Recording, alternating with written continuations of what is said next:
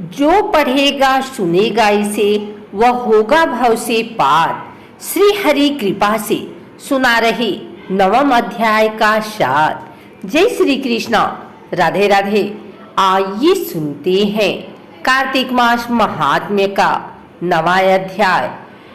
राजा पृथु ने कहा, हे मुनि श्रेष्ठ नारद जी, आपने कार्तिक माह के व्रत में जो तुलसी के जड़ में भगवान विष्णु के निवास बताकर उस स्थान की मिट्टी की पूजा करना बतलाया है।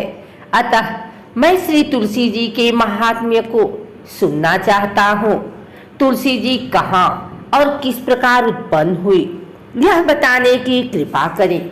नारद जी बोले, राजन, अब आप तुलसी जी की महत्ता तथा उनके जन्म का प्राचीन इतिहास ध्यान पूर्वक सुनिए। एक बार देवगुरु बृहस्पति और देवराज इंद्र भगवान शंकर का दर्शन करने कैलाश पर्वत की ओर चले।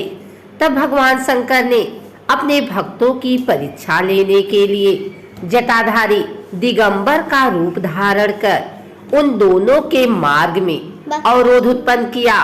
यद्यपि वह तेजस्वी, शांत, लंबी भुजा और चौड़ी छाती वाले गौरवर अपने विशाल नेत्रों से युक्त तथा सिर पर जटा धारण किए वैसे ही बैठे थे, तथापि उन भगवान शंकर को न पहचान कर इंद्र ने उनसे उनका नाम व धाम आदि पूछते हुए कहा कि क्या भगवान शंकर अपने स्थान पर हैं या कहीं गए हुए हैं। इस पर तपस्वी रूप भगवान शिव कुछ नहीं बोले। इंद्र को अपने त्रिलोकीनाथ होने का गर्व था। उसी अहंकार के प्रभाव से वह चुप किस प्रकार रह सकता था। उसने क्रोधित होते हुए उस तपस्वी को घुड़क कर कहा, अरे मैंने तुझसे कुछ पूछा और तू उसका उत्तर भी नहीं देता। मैं अभी तुझ पर वज्र का प्रहार करता हूँ, फिर देखता हूँ कि कौन तुझे दुर्मति की रक्षा करता है। इस प्रकार कहकर जैसे ही इंद्र ने उस जटाधारी दिगंबर को मारने के लिए हाथ में वज्र लिया, वैसे ही भगवान शिव ने वज्र सहित इंद्र का हाथ स्तंभित कर दिया और विकराल नेत्र कर उसे देखा। उस समय ऐसा प्रतीत हो रहा था कि वह दिगंबर प्रज्वलित हो उठा है और वह अपने तेज से जला देगा।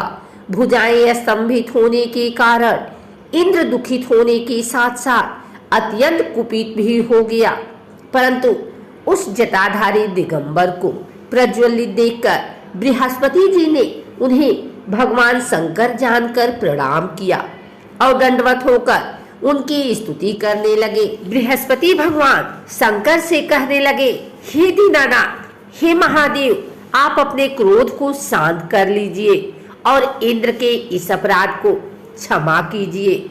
बृहस्पति के यह वचन सुनकर भगवान शंकर ने गंभीर वाणी में कहा, मैं अपने नेत्रों से निकाले हुए क्रोध को किस प्रकार रोकूं।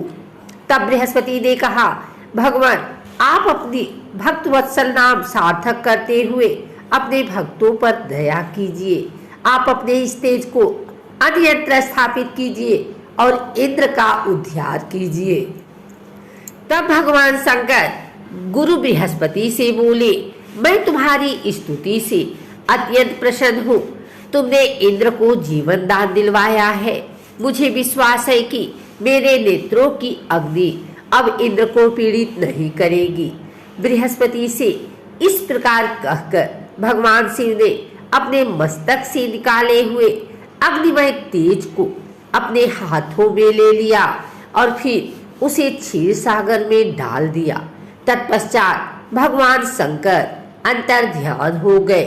इस प्रकार जिसको जो जानने की कामना थी उसे जानकर इंद्र तथा बृहस्पति अपने अपने स्थान को चले गए। अगर आपको हमारी वीडियो अच्छी लगी हो तो इसे लाइक करें, कमेंट करें, शेयर करें। हमारे चैनल को सब्सक्राइब करके बेल नोटिफिकेशन ऑल पर सेट कर लें ताकि आगे आने वाली वीडियो सबसे पहले आप तक पहुंच सके। धन्यवाद।